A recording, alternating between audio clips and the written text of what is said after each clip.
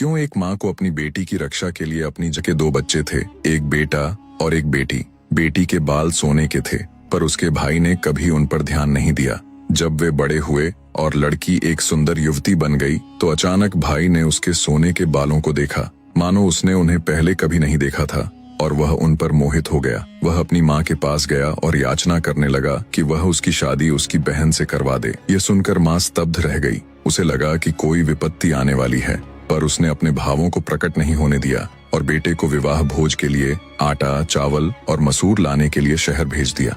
बेटे के जाते ही वह बेटी के पास गई और बोली, बेटी, तुम्हारा मुझसे अलग होने का वक्त आ गया है। आज के बाद तुम मेरे लिए मरे समान हो। तुम इतनी सुंदर हो कि मैं तुम्हारी रक्षा नहीं कर सकती। तुम्हारे सोने के बालों को देखकर कोई भी तुमसे विवाह करने से खुद को रोक नहीं पाएगा। मैं तुम्हारे लिए एक मुखौटा बनवा देती हूँ, जो तुम्हारे चेहरे और बालों को छुपाकर तुम्हें संकट से बचाएगा।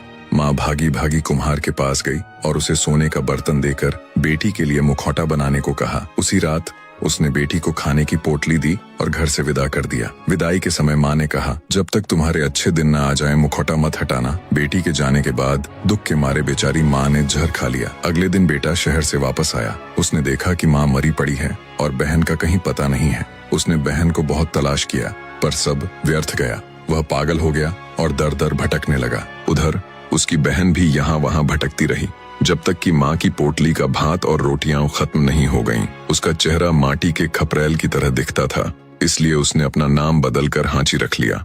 दोपहर और आधी रात को वह किसी नदी नाले के पास रुकती और पोटली खोलकर कुछ खा लेती। चलते चलते जब वह घर से बहुत दूर आ गई, तब उसकी एक बुढ़िया से मुलाकात हुई। बुढ़िया ने उसे अपने घर में रखा और उसे खाना दिया। एक दिन बुढ़िया ने उसे बताया कि एक अमीर साहूकार को नौकरानी की जरूरत है और वह उसके घर के पास ही रहता है। वह हांची के लिए साहूकार से बात पक्की कराई है। हांची राजी हो गई और साहूकार की हवेली पर काम करने चली गई। वह बहुत अच्छा खाना बनाती थी और चावल के व्यंजन बनाने में उसका कोई सानी नहीं था। कुछ दिन बाद साहूकार ने अपने बागीचे में भोज का आयोजन किया। उसने हांची से बढ़िया चावल के मीठे पकवान बनाने को कहा। घर के सब लोग भोज के लिए बागीचे में चले गए, सिवाय हांची और साहूकार के बेटे के, जो किसी काम से बाहर गया हुआ था। हांची ने सोचा कि वह घर में अकेली है, सो वह स्नान के लिए पानी गर्म करने लगी।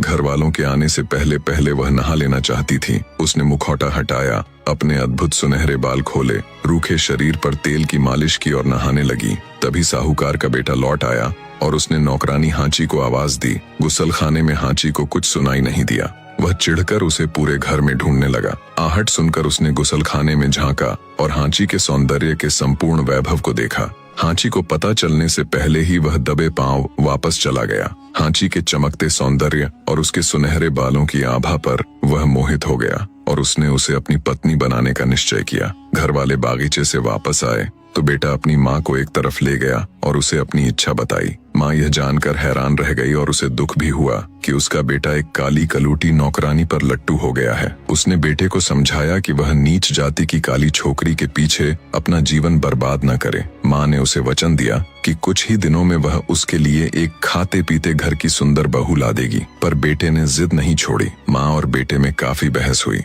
आखिर बेटे ने माँ का हाथ पकड़ा और उसे हांची के पास ले गया। हांची कुछ समझ पाती उससे पहले ही साहूकार के बेटे ने झटके से उसका मुखौटा उतारा और जमीन पर पटक दिया। उनके सामने सोने के बालों का भव्य मुकुट पहने अद्भुत हांची खड़ी थी। उस अपूर्व सौंदर्य को देखकर माँ अवाक रह गई। उसे अपने बेटे की दीवानगी समझ में आ गई। हांची की शिष्टता और विनम्रता तो वह शुरू से ही पसंद करती थी। हैरान खड़ी हांची को वह अपने साथ दूसरे कमरे में ले गई और उससे कुछ बातें पूछी।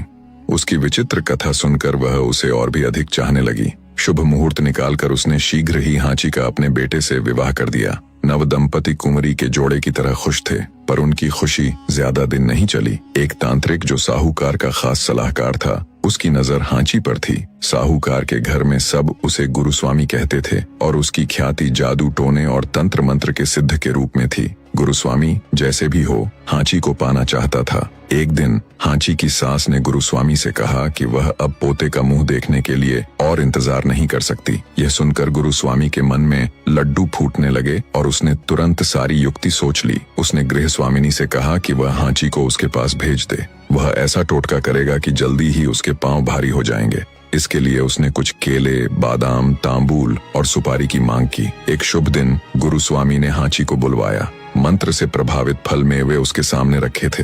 अगर हांची इन्हें खा लेती तो वशीकरण मंत्र अपना काम करता और उसे गुरुस्वामी के पास आना ही पड़ता। जब हांची उसके पास आई, उस समय वह मोहिनी मंत्र जप रहा था और प्रार्थना कर रहा था कि हांची उसकी हो जाए, पर हांची उसके झांसे में आने वाली नहीं थी। वह ऐसे तांत्रिकों को खूब जानती थी। गुरुस्वामी ने उसे एक केला खाने को दिया। हांची ने उसे चुपके से नाली में गिरा दिया और दूसरा केला खा लिया जो वह अपने साथ लाई थी। उस रात गुरुस्वामी अपने कमरे में गया और उसे पूरा भरोसा था कि मोहिनी मंत्र हांची को खींच लाएगा और उसकी बाहों में डाल देगा। वह पलंग पर लेटा उसका इंतजार करने लगा। संयोग की बात कि नाली में पड़े मंत्र से प्रभावित केले को एक भैंस ने खा लिया और गुरुस्वामी को प्राणपण से चाहने लगी। वह मस्ती में आकर गुरुस्वामी के कमरे की ओर भागी और अपने सींग उसके दरवाजे पर मारने लगी। ये सोचकर कि हांची आई है, गुरुस्वामी ने तेजी से दरवाजा खोला। दरवाजा खुलते ही कामुक भैंस उस पर टूट पड़ी और उसे बुरी तरह घायल कर दिया, पर गुरुस्वामी ने हार नहीं मानी। कुछ दिन बाद उसने हांची की सास से कहा कि एक अनुष्ठान के लिए वह हांची को उसके पास भेजे। जब हांची उसके पास आई तो उसने उसे मंत्र से प्रभावित बादाम और तांबूल खाने को दिए, पर चतुर हांची ने वही पुरानी तरकीब काम में ली। उसने उनके स्थान पर अपने साथ छुपाकर लाए बादाम और तांबूल खा लिए। वापस अपने कमरे में जाते हुए हांची ने गुरुस्वामी के दिए बादाम और तांबूल अलग अलग बर्तनों, डेगों और कटोरों में रख दिए। रात को वे बर्तन, डेग और कटोरे गुरुस्वामी के कमरे की ओर लुढ़कते हुए आए और दरवाजे से टकराए। हांची का बेसब्री से इंतजार करते गुरुस्वामी ने तेजी से दरवाजा खोला, पर उसे आलिंगन और चुंबनों के बदले निर्जीव बर्तनों की मार झेलनी पड़ी। तीसरी बार हांची ने गुरुस्वामी की दी हुई सुपारी को झाड़ू पर फेंक दिया। कंटीले झाड़ू की मार से उस लंपट तांत्रिक का पूरा शरीर लहूलुहान हो गया। वह समझ गया कि मोहिनी मंत्र यहाँ काम नहीं करेगा, सो उसने दूसरी चाल चलने की सोची। वह अपने पुराने मित्र हांची के ससुर के पास गया और उसे अपने बागीचे में फिर से भोज का आयोजन करने की सलाह दी। बूढ़ा साहूकार मान गया। हांची ने इस बार भी चावल के उम्दा व्यंजन बनाए और एक सुशील बहू की तरह घर पर ही रही। उसके अलावा घर के सब लोग भोज में शामिल हुए। भोज के बीच में गुरुस्वामी ने सबसे कहा कि वह घर पर कुछ भूल आया है और अभी वापस आता है। हांची रसोई में काम कर रही थी। वह चुपके से हांची के कमरे में गया। वहां उसने सदरी, पगड़ी और आदमी के पहनने वाले कपड़े पलंग पर रखे और चबाए हुए पान के अंश और बीड़ी के टुकड़े फर्श पर और पलंग के नीचे बिखेर दिए। इसके बाद वह भागते हुए बागीचे में गया जहां साहूकार के घर वाले आमोद प्रमोद में व्यस्त थे। वहां पहुंचते ही वह हांफते हुए चिल्लाया, तुम्हारी बहू ने कुल की मर्यादा तोड़ दी है। मैं उसे उसके यार के साथ देख कर आ रहा हूँ। मेरी तो अक्ल काम नहीं करती। इस औरत ने सारे घर की नाक कटा दी। नारी की मर्यादा को उसने धूल में मिला दिया। घोर अनर्थ, महापातक, ये कलंक पूरे कुल को ले डूबेगी। ये चरित्रहीन है। परिवार के हितैषी के मुंह से ये दहकते हुए शब्द सुनकर सब घर की ओर भागे। सात्विक क्रोध से खौलते हुए गुरुस्वामी ने उन्हें सारे सबूत बताए। सदरी, पगड़ी, पान के अवशेष और बीड़ियों के टुकड़े सब चीख चीख कर कह रहे थे कि हांची बदचलन है। अपने कमरे में यह सब देखकर हांची हैरान रह गई, पर किसी ने भी उसकी सफाई पर ध्यान नहीं दिया। उसने कहा कि गुरुस्वामी एक बुरा आदमी है और उसने उसके काले जादू के बारे में भी बताया, पर अब उनका हांची पर कोई विश्वास नहीं रह गया था। उन्होंने उसे इतना मारा कि उसके शरीर पर नील जम गए। हांची ने देखा कि हर कोई उसके खिलाफ है, तो उसने अपने होंठ सिलिए और होनी के आगे समर्पण कर दिया। उन्होंने उसे कमरे में बंद कर दिया और 3 दिन तक भूखा रखा। फिर भी वे उससे जुर्म कबूल नहीं करवा सके। उसकी हठीली चुप्पी ने पति और ससुर का गुस्सा और भड़का दिया। अपनी चाल की कामयाबी पर गुरुस्वामी फूला नहीं समाया। उसने कहा, मारपीट का इस मर्यादाहीन पर कोई असर नहीं होगा। इसके पाप की इसे पूरी सजा मिलनी चाहिए। इसे संदूक में बंद करके मुझे दे दो। मैं इसे नदी में फेंकवा दूंगा। आप इस पापी के साथ नरमी से पेश आ रहे हैं। जैसी करनी वैसी भरनी। इसे वही सजा मिलनी चाहिए जिसके यह लायक है। क्रोध और शर्म ने उन्हें अंधा कर दिया था। वे हांची को घसीट कर लाए, उसे संदूक में बंद किया और गुरुस्वामी के हवाले कर दिया। संदूक को नौकरों से उठवाकर गुरुस्वामी चल पड़ा। अपने षड्यंत्र की सफलता पर उसका दिल बल्लियों उछल रहा था। अब उसे इन नौकरों से छुटकारा पाना था। उसने उनसे कहा कि नदी बहुत दूर है, इसीलिए वे सुबह तक के लिए संदूक को एक बुढ़िया के यहाँ रख दें जो शहर के बाहर रहती है। गुरुस्वामी को पता नहीं था कि यह बुढ़िया हांची की मुंह बोली माँ है। उसी ने हांची को साहूकार के यहाँ काम दिलवाया था। गुरुस्वामी ने बुढ़िया से कहा कि संदूक में खूंखार पागल कुत्ते हैं और सुबह वह इन्हें नदी में फेंकवा देगा। उसने बुढ़िया को बार बार सावधान किया कि वह संदूक से बिल्कुल छेड़छाड़ न करे, नहीं तो कुत्ते उसे फाड़ खाएंगे। बुढ़िया का चेहरा डर से पीला पड़ गया। गुरुस्वामी ने उससे वादा किया कि वह जल्दी ही इन खतरनाक कुत्तों को ले जाएगा।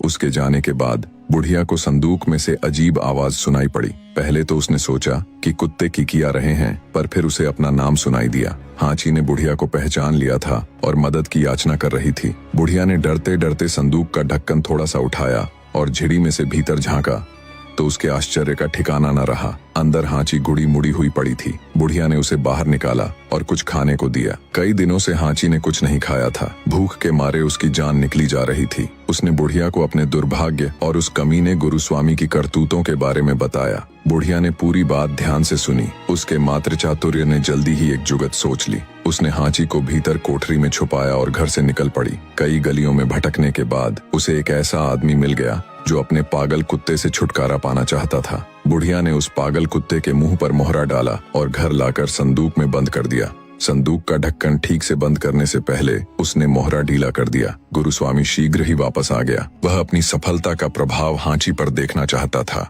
इत्र से महकते कपड़े पहने हुए वह गुनगुनाता हुआ भीतर आया और संदूक की कुंडी का मुआयना करने लगा। बुढ़िया ने कांपती हुई आवाज में बताया कि डर के मारे उसने संदूक को छुआ तक नहीं।